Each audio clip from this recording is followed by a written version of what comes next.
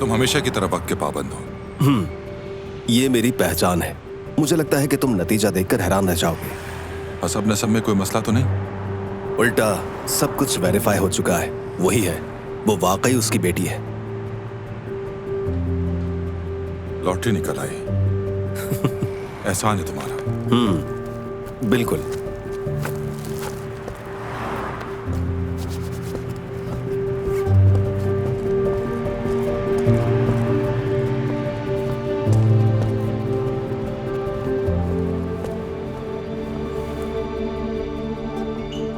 Bag तो बहुत जबरदस्त है तुम्हारा। और क्या ये ब्रेसलेट भी उसी ने दिया है तुम्हें? ये तो यकीनन बहुत महंगा होगा।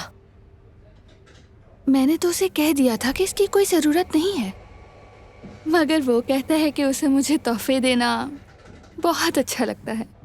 कसीनिया, सच कहूँ तो मैं बहुत खुश हूँ तुम्हारे लिए। एक इत्तफाकी मुलाकात ऐसी खूबसूरत कहानी में बदल गई। तुम्हें यकीन है कि वो शादीशुदा नहीं है? बिल्कुल यकीन है। तुमने उसका पासपोर्ट देखा? तानिया, कैसा पासपोर्ट? हम तो हर वक्त साथ ही होते हैं।